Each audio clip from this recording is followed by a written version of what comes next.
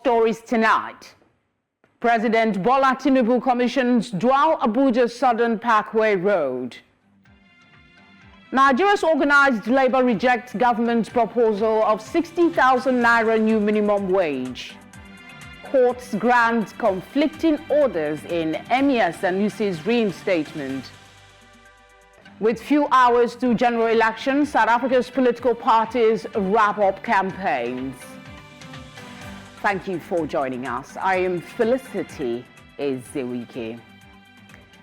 Our coverage tonight begins in Nigeria's capital, Abuja, where President Bola Tinubu has commissioned the 13-year-old Southern Parkway Road project located in the city center, Abuja.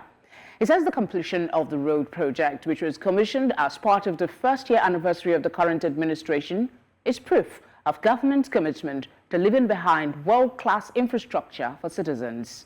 Amadine Uyi reports. The first among several road infrastructure expected to be commissioned by President Bola Tinubu. The project, according to the Minister of the Federal Capital Territory, will improve the lives of residents and help decongest the city center.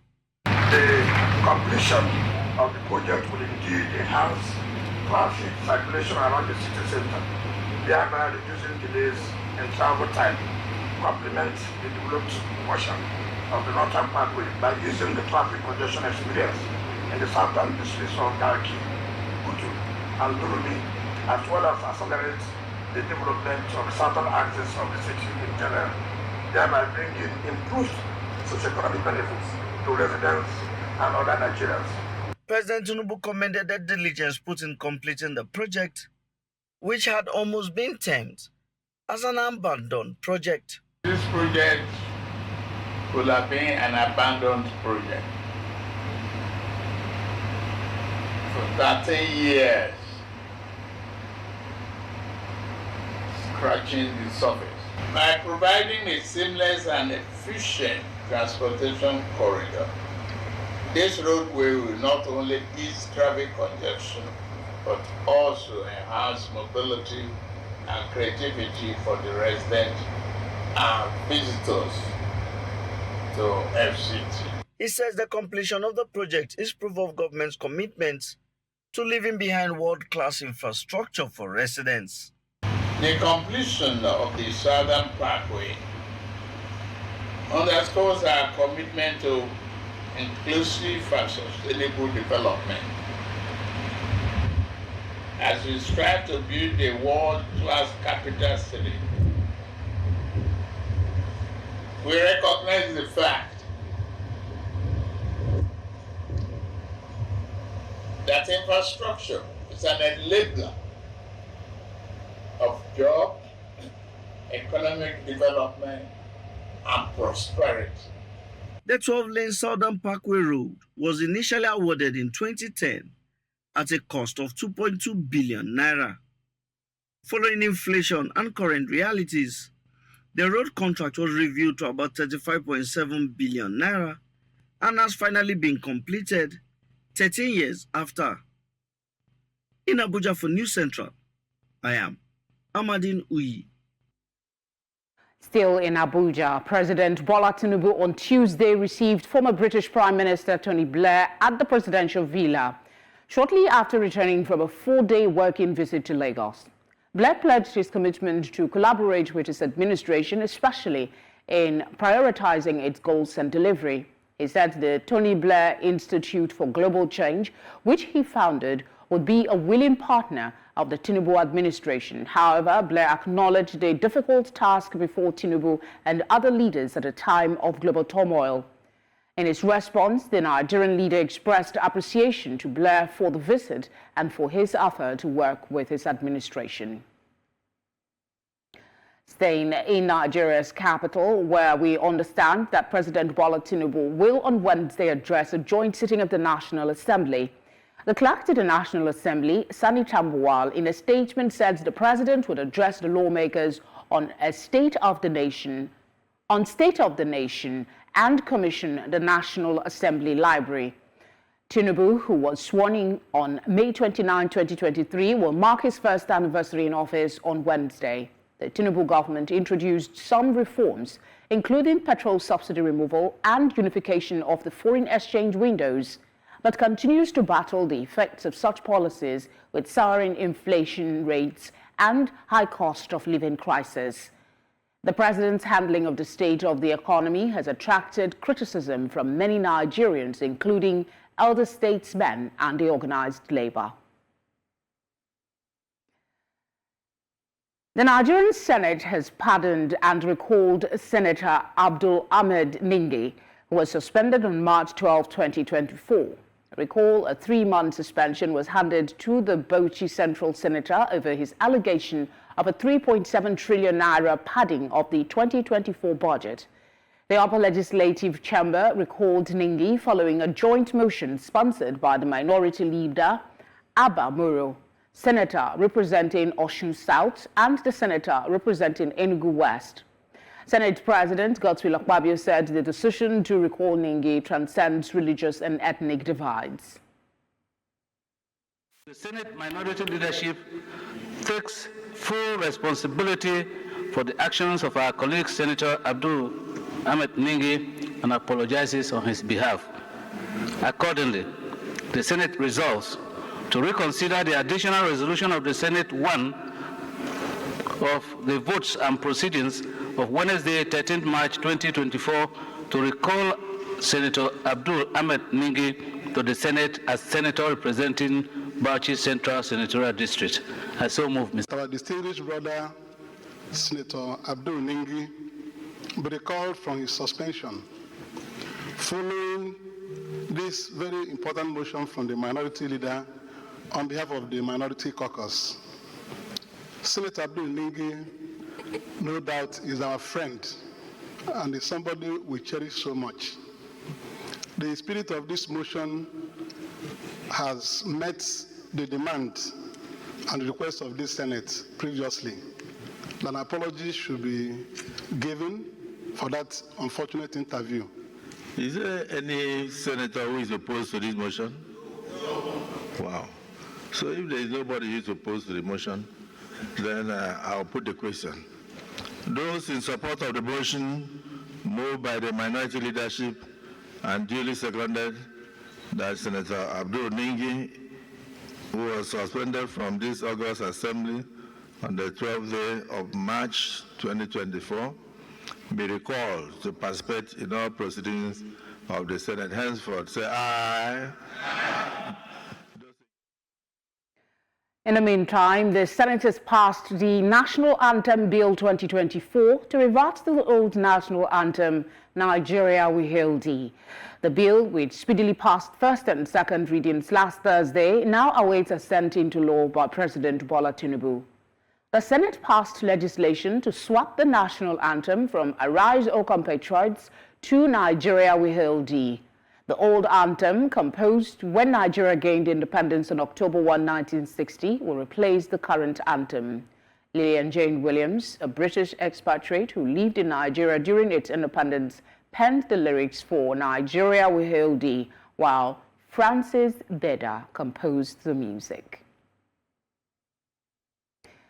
Let's bring you updates now from the Emirate tussle in Kano. A Kano High Court led by Justice Amina Aliyu has barred the police, state security services and the Nigerian military from evicting reinstated Emir of Kano, Emir Sanusi II. The court granted an interim injunction preventing these authorities from harassing, arresting or invading the residence of the Emir and the Kano Emirate kingmakers. It also restrained them from seizing symbols of the Emir's authority and from interfering with his duties until the motion on notice is heard on June 13. In the meantime, the Federal High Court sitting in Kano has ordered the removal of Sanusi II from the residence of the Emir of Kano.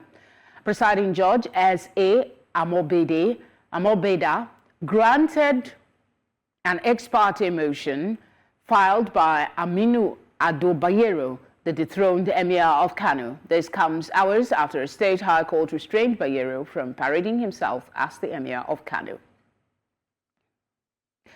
The Kano State Police Command has once again ignored the order of the Kano State High Court order directing the eviction of the recently deposed Emir Aminu Ado Bayero. The embattled Emir has been taking refuge at the Gaidam Sakin Nasarawa Palace in Kano since his dethronement by the Kano state government. News Center's Emmanuel Bagudu reports. Many have thought the deposed Emir will be evicted, though a heavy presence of police was witnessed on the scene. It seems the order by the Kano State High Court to evict the deposed Emir Aminu Ado Bayero will not be carried out today. The embattled Emir continued his functions at the Gidan Sarki Nasarawa Palace as he received 12 members of the State House of Assembly, though from the minority. The only legal procedure, the only legitimate procedure is supposed to comply with the rule of law. We made the law that established the emirates. We have all looked at the crannies of what is better for Kano. That was why the establishment earlier. His supporters are also not giving up, as they say they will keep protesting until their principle is reinstated. Those who are in support of Sanusi Lamida Sanusi, they are in support of him for their self-interest, not for the peace and development of Kano State. Your Excellency, Nigeria is the country we have, therefore we solve our problem ourselves.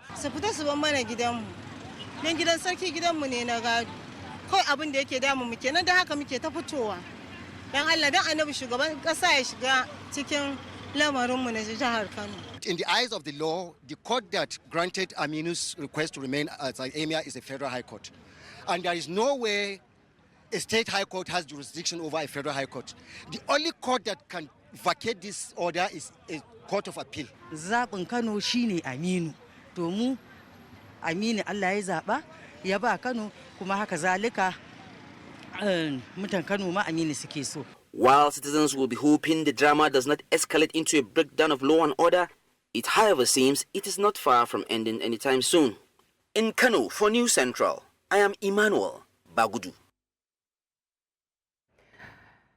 To discuss this, we're joined by legal practitioner Stanley Negbenebo. Stanley, thank you very much for joining us. Considering the conflicting rulings from the Kano High Court and the Federal High Court, what is the most likely next step in this legal battle over the Kano Emirate?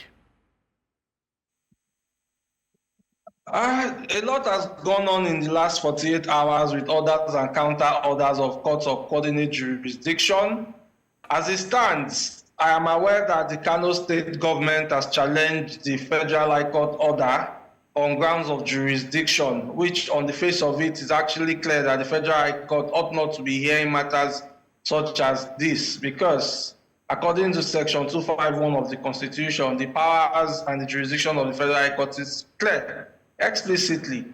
And the authorities are clear that once you are in challenge of an order and you have appealed it, of course, you are not in contempt of such an order as it stands.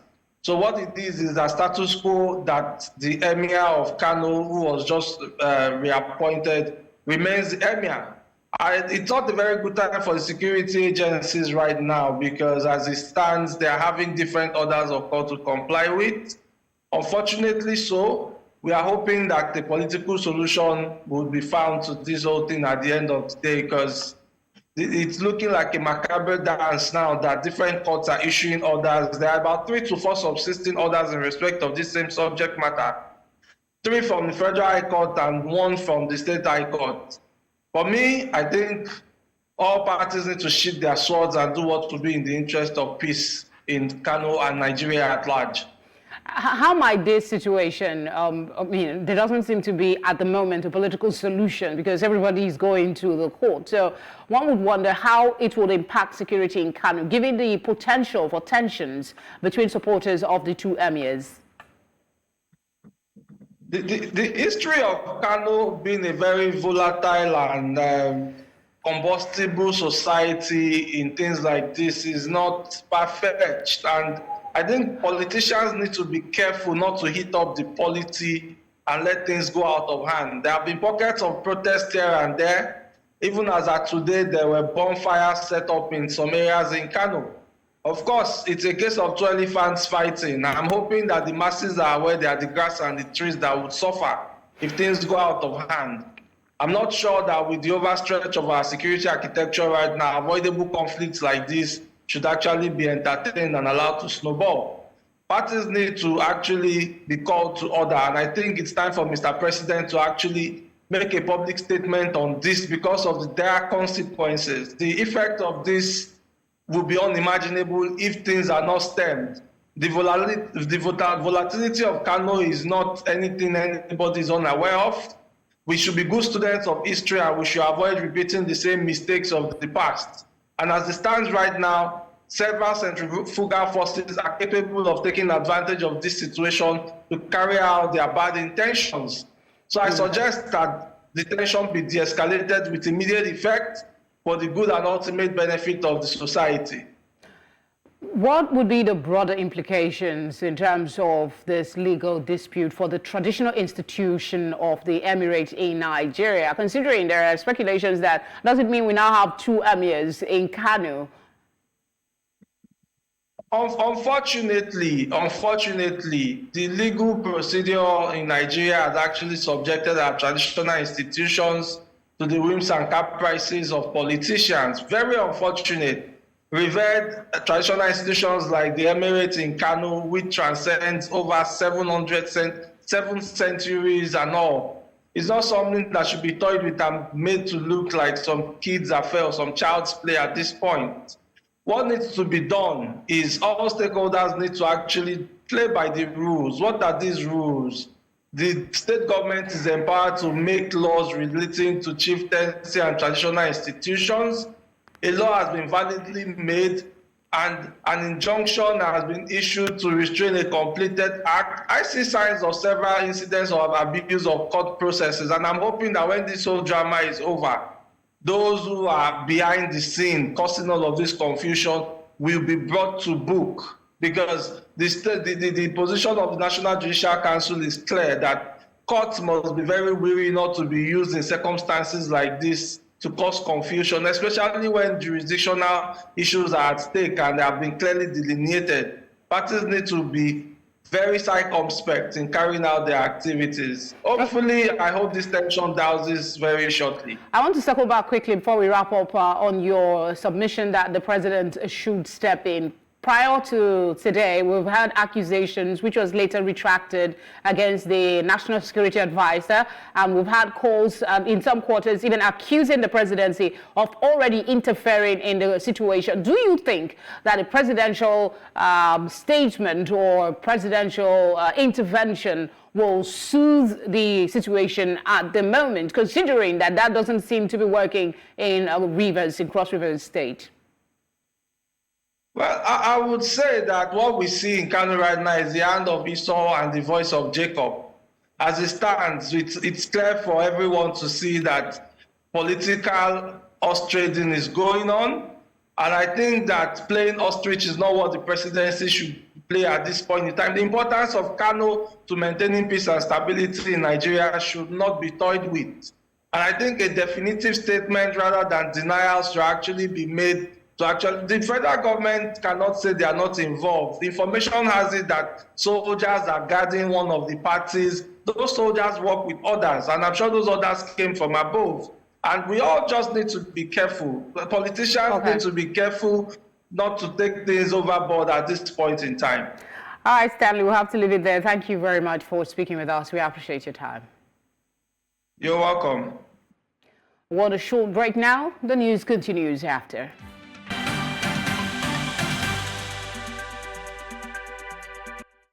If you've just joined us, you're watching Tonight. A reminder of our top stories.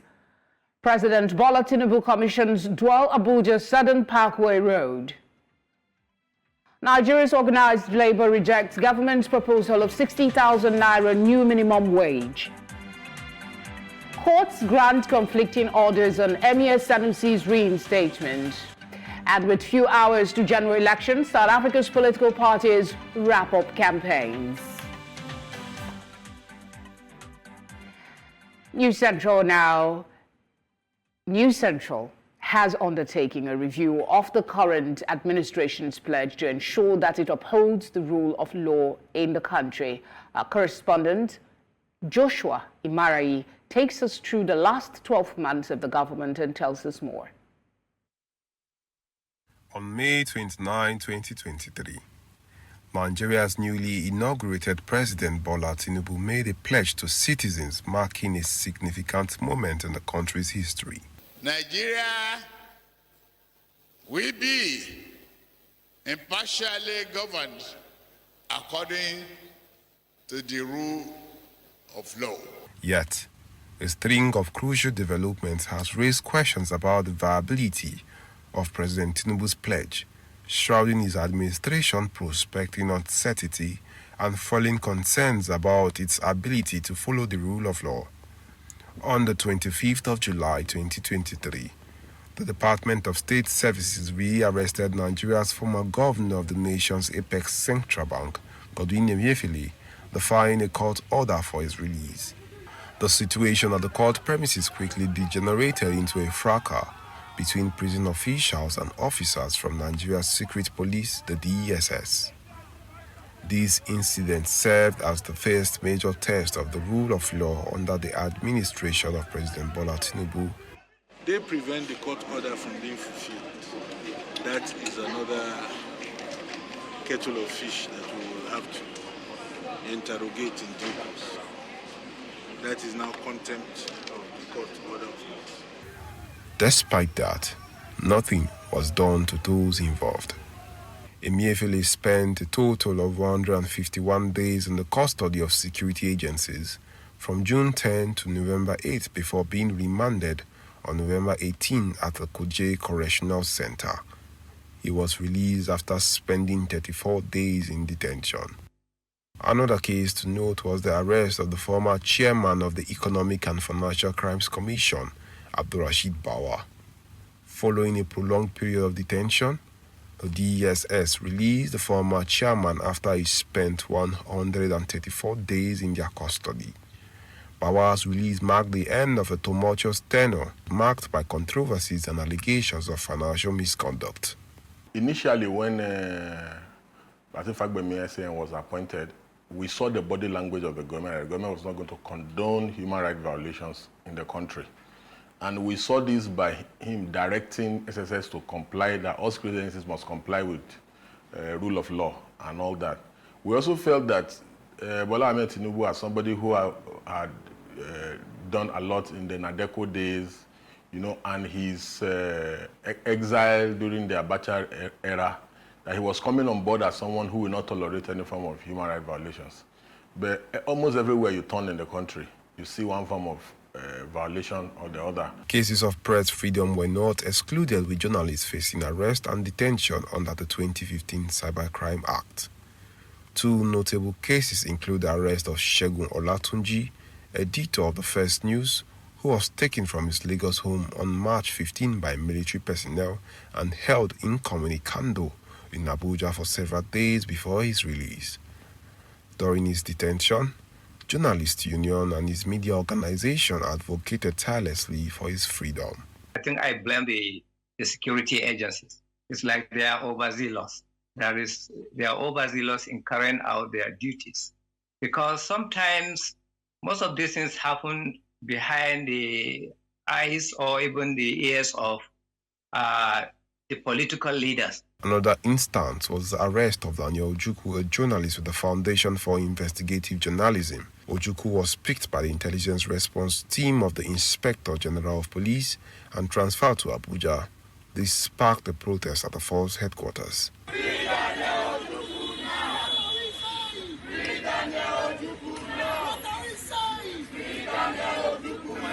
Pro-transparency groups and media practitioners say his arrest highlights the ongoing challenges to press freedom in the country and the president's disposition to using security agencies to subvert the rights of perceived critics of the government. It's not about Daniel Ojukwu. They are after your jobs. They want to make sure that you cannot write what the police does not approve of. And your job as journalists is to expose, is to shine light on the government. Your jobs are guaranteed in the Nigerian Constitution, their so-called 1999 Constitution. Just as the police has a constitutional right to do what they are doing, journalists in Nigeria also have a constitutional right to write whatever they find necessary. President Tinubu's inauguration came with promises to uphold the law. credibility definitely has been tested by a series of events, from the re-arrest of Godwin Emefiele to the detention of journalists like Segun Olatunji and Daniel Ojukwu. It is clear that the administration's commitment to its pledges has been called into question. One of the greatest reforms we can have in Nigeria today is if it is possible for us to have reforms towards separating the office of the Attorney General and the Minister of Justice. Do you understand?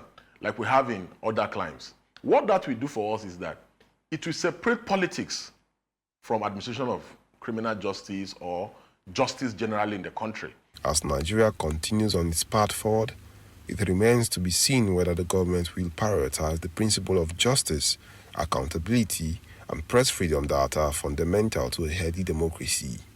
In Abuja for News Central, I am Joshua Imarai. Many thanks, Joshua. Let's head over to Labour matters. Organised Labour, including the Nigeria Labour Congress and the Trade Union Congress, has rejected the Nigerian government's new minimum wage proposal of 60,000 naira.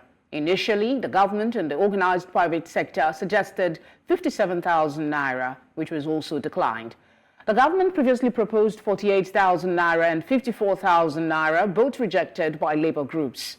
The Organised Labour initially demanded 615,000 naira, but lowered it to 497,000 last week and further to 494,000.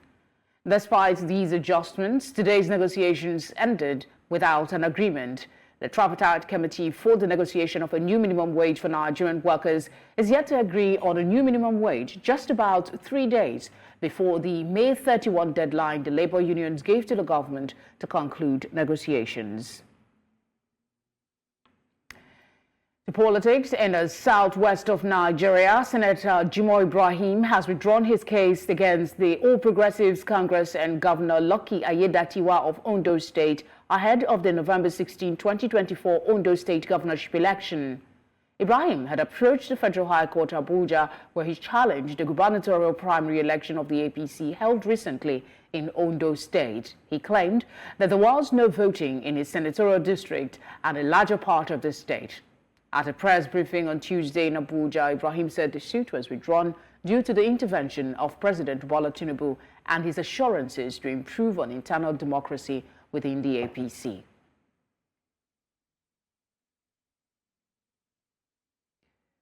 To discuss this, we're joined by Charles Oludare, Director of Contact and Engagement, Lucky Ayedatiwa Campaign Organization, Foot Soldiers. Thank you for joining us. Thank you for having me tonight. What impact do you think Senator Ibrahim's withdrawal of his case against APC and Governor Ayedatiwa will have on the upcoming Ondo governorship election? Thank you. You know, it's in politics, it's a game of addition. So, and in campaign also, you want to do away with any distractions. So it's definitely a welcome news. The case never had merits to begin with, but the fact that there's been this distraction. I mean, we have two elected officials who are going at it in the court, and two elephants fight the grass is the one that bears the brunt. The governor is being distracted from his constitutional duty. The senator was distracting himself now from his own duty as a Senate representing Ondo South. So, with everybody shifting their swords and everybody allowing the, rational reasoning to come to bear, I think it's a welcome development. Everybody is happy that, APC can now focus on the upcoming gubernatorial election in November and, bring the election home. So everybody's happy. It's a welcome development. How significant do you think the president's intervention in Senator Ibrahim's decision is to withdraw the suit, and what does it indicate about internal party dynamics within the APC?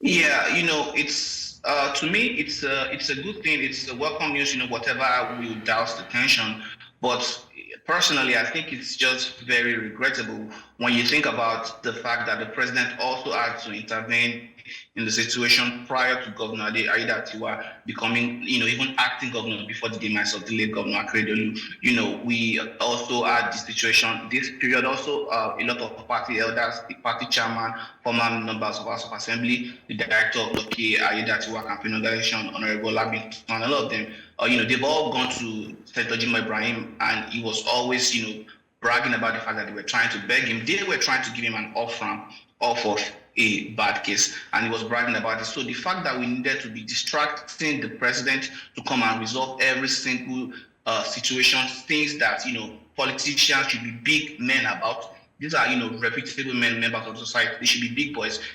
They should be able to wear the pants. You cannot go into a context and expect just one outcome. So people should, I understand the pain of, loss, but people should be able to be a good sport and exchange handshakes. So the fact that we need to keep going back to this, to Mr. President, is what I find regrettable. And this is why people like me have been advocating for, youth involvement in leadership, because, we have a different set of reasoning. We are a lot more fair, and, we can, navigate all these things, better. So thanks. I want to give a special thanks to the president for intervening eventually, but I think it shouldn't have gotten to this point. Okay, just to wrap up as briefly as you can, talk to us about the specific issues that Senator Ibrahim raised regarding the primary election, particularly his claims about the lack of voting in his senatorial district, and has there been any conversation as to addressing that pending further discussions about internal democracy? Yeah, definitely. The processes can always get better. We can always use technology to improve the processes. There are those who are going to be conversations for later. But essentially, the case of the senator does not have merit, because if you read the case, it showed that he first basically did not understand the process. That was why he said there was no election, because he was waiting for a ballot paper, and they did what they did in '93, which was a head count. So there was not going to be a ballot paper. The senator also had issues with the fact that, when they obtained the certificate, the candidacy form, they were told to go and revalidate their, supporters to ensure that, they are up on their dues and all. Then Senator wanted to validate the supporters. That is to say, he paid $2,500 for 40,000 people, and he was wondering why he couldn't get those new people that he was bringing in to vote. And that's just not, the way things go. There's qualified membership. You needed to have been a member of a party for a while before you can even vote. So those were the things he had with. But I'm happy that he took the off ramp, and everything is, happy now. We can all focus on the next upcoming election. Thank you for speaking with us. Still ahead, with few hours to general elections, South Africa's political parties wrap up campaigns. We'll bring you details after the break.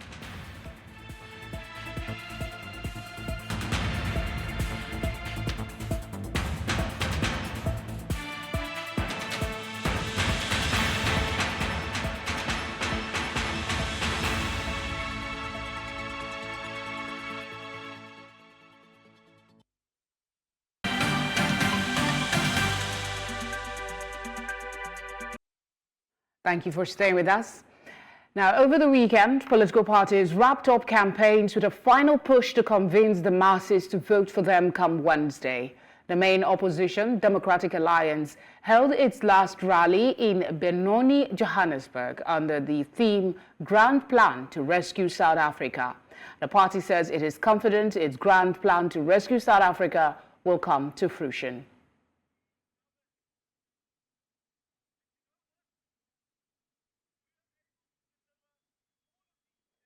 Abandoned houses have been washed away in a Mexican village, slowly being swallowed by the sea, a symbol of the climate change effects being felt by the major fossil fuel producer. This year, heat waves have sent temperatures soaring in Tabasco and across much of the country, stoking the climate change debate as the country prepares for a June 2 presidential election. According to environmental group Greenpeace, El Bosque is the first community in Mexico to be officially recognized as displaced by climate change. In February, the Tabasco State Congress approved the relocation of El Bosque. Want a short break? We'll be right back. Stay with us.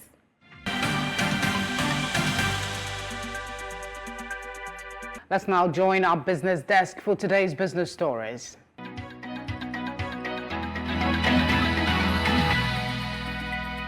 Business news in association with Money Master PSB, the easy way to master your money.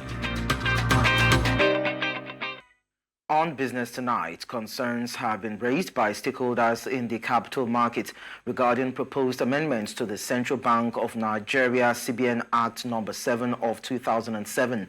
The Chartered Institute of Stockbrokers and the Association of Securities Dealing Houses of Nigeria have expressed reservations, warning of potential negative economic consequences in a press release on May 28, 2024.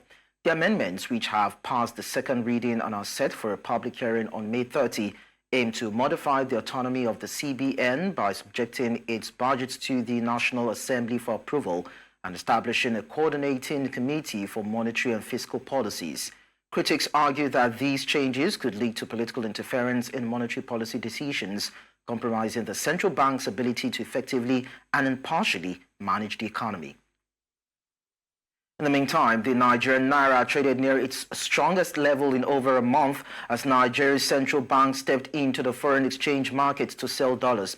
The naira rose 9.7% on Monday to trade at 1,339 naira 33 kobo to a dollar, closing at the firmest since April 26 and posting its biggest one-day move since mid-January.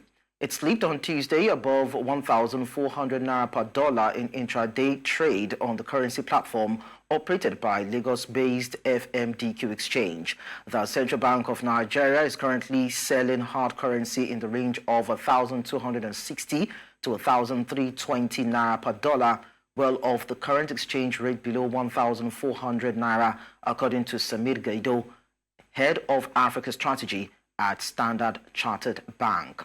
Now, Zambia is expecting to conclude its third program review with the International Monetary Fund this coming June. The copper-rich nation is finalizing $500 million of international assistance to deal with the effects of a record drought. Zambian President Hakainde Hichilema had last month appealed to donors to help plug a budget shortfall of about $900 million due to the worst drought in 4 decades that has destroyed most of the nation's staple corn crop before harvest.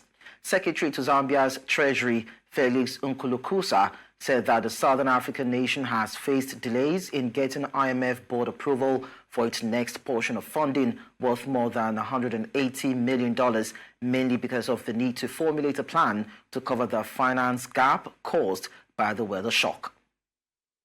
And that's all on Business News. To stay with us for more stories, I am Lekon Onobanjo.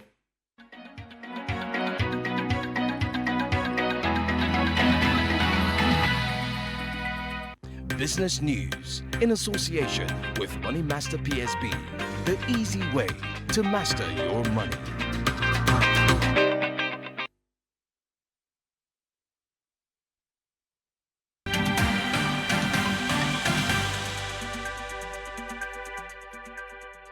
Up next is sports.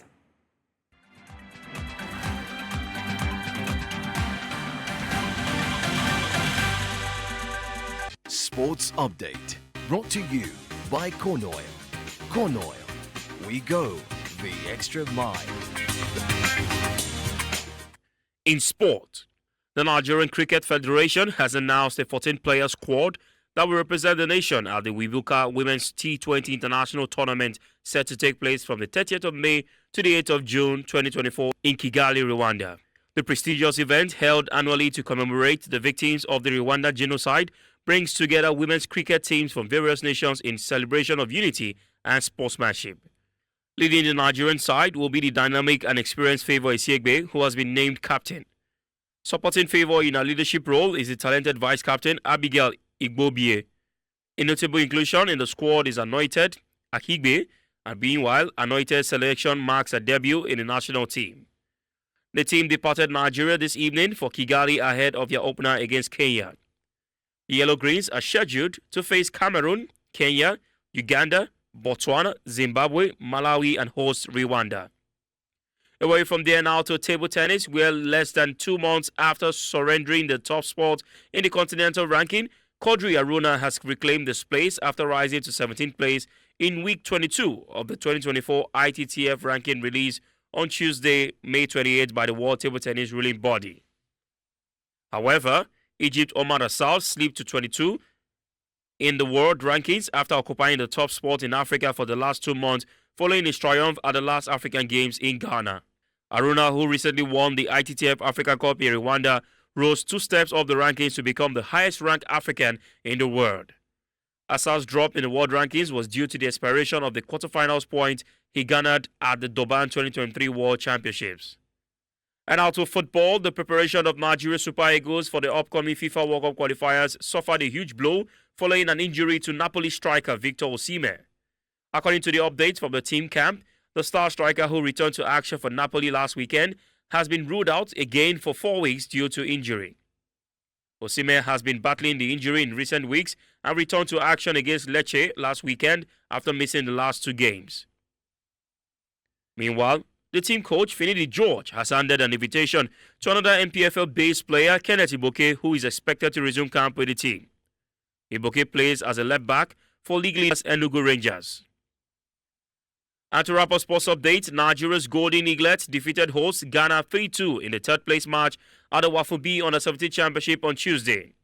The first half had ended 2-2, with Nigeria taking the lead in the 9th minute through Imrana Muhammad. Ghana then scored twice through 2 converted free kicks by Have Gbafa, only for Nigeria to draw level through an impressive Abdulmuiz Adeleke. Adeleke then scored the winner in added time to seal the win and book a place at next year's Africa Under-17 Cup of Nations. For the last few days, the Confederation of African Football has failed to clarify the number of teams that will qualify for the 2025 Africa Under-17 Cup of Nations from the Wafu Zombi Championships. But the third place finish has made the task easier for Nigeria. Cote d'Ivoire, who face Burkina Faso in the final, will host next year's continental finals. Congratulations to the Golden Eaglets. And that's it on Sports Update, and Favor Itwa. Entertainment is up next.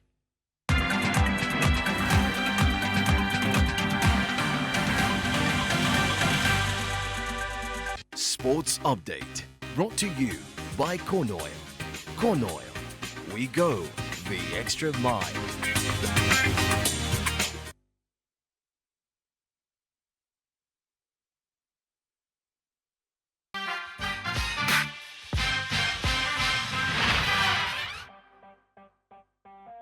Entertainment news in association with Glow Unlimited.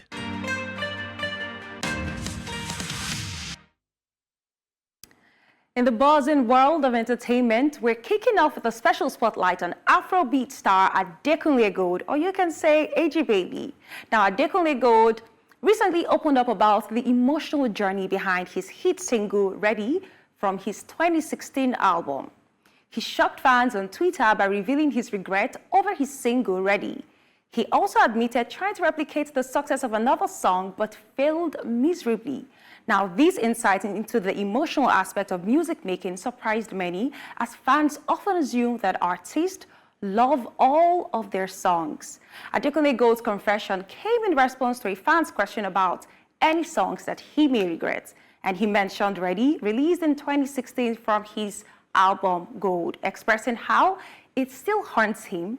And due to this revelation, he says that he avoids performing it at shows and urged fans to let him create music in his own way, emphasizing its uniqueness and timelessness.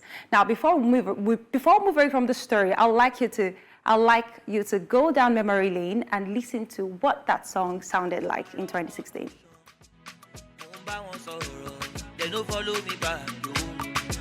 Bella Naya, calm down. You they make me jealous. And so pictures. Me say me find love. There's a man for every woman, a woman for every man. They be na so they talk you. They go need them you out. There's a man for every woman. And now let's move away from the continent and tell you what is happening in the world of film. Renowned screenwriter Jason Keller, Entertainment 360's Gaimon Kasadi, and Box to Box Film joined forces with Hollywood heavyweights Channing Tatum and Brad Pitt for an adrenaline-fueled venture. Together, they're set to produce both a docuseries and a feature film centered on the perilous Isle of Man tourists.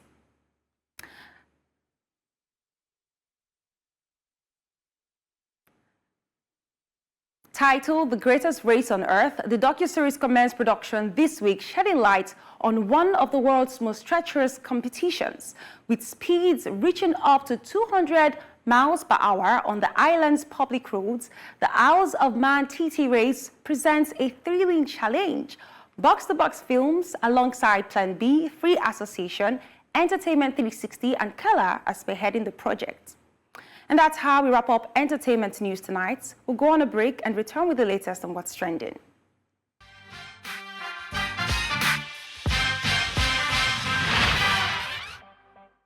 Entertainment news in association with Glow Unlimited.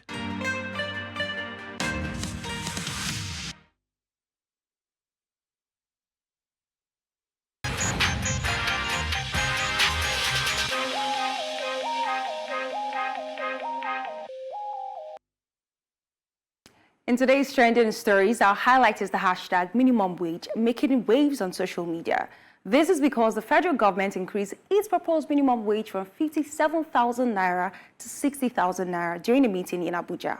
Organized labor, including the Trade Union Congress and the Nigeria Labour Congress, adjusted their proposal of 497,000 naira downward by 3,000 naira as well. However, labor leaders expressed dissatisfaction with the government's offer. A union member stated that they would only consider lowering their own proposal if the government is willing to raise theirs. This, of course, is one of those stories where Nigerians would not fail to share their thoughts. Let us now head on to X and see what Nigerians had to say about this story. We have a tweet here saying, if the high cost of governance cannot be constrained, then the offer is low in today's market expenditure. 60K as salary for a month and high cost of living will consume more than the salary before the month end. They need to go up more. Another tweet from Gilbert is saying, a minimum wage of over 400,000, labor is not serious. They don't want a realistic solution to this problem. I know the waste and corruption in government is great, and if minimized, the federal government could pay a minimum wage of 100,000 naira, but labor's 400K plus seems too high. I have another tweet here saying, whatever the government of the day put forward must at least buy 3 bags of rice. That is about 270,000 naira as minimum wage. In President Goodluck Jonathan era, minimum wage at 18,000 naira can buy 3 bags of rice at 7,000 naira per bag. And that's all for tonight on What's Trending. You can share your thoughts as well across our social media platforms at News Central TV. I'm Jadel Simon.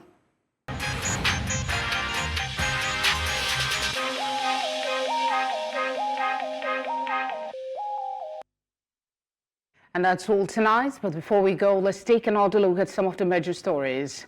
President Bola Tinubu commissions dual Abuja Southern Parkway Road. Nigeria's organized labor rejects government's proposal of 60,000 naira new minimum wage. Courts grant conflicting orders on Emir Sanusi's reinstatement. We also told you that with few hours to general elections, South Africa's political parties wrap up campaigns. Do send your eyewitness report to the number showing now on your screen, or you can follow us on social media at News Central TV. You can watch News Central live on DSTV channel 422, Star Times channel 274, Avo TV, and on YouTube. Thank you as always for watching. Have a good night.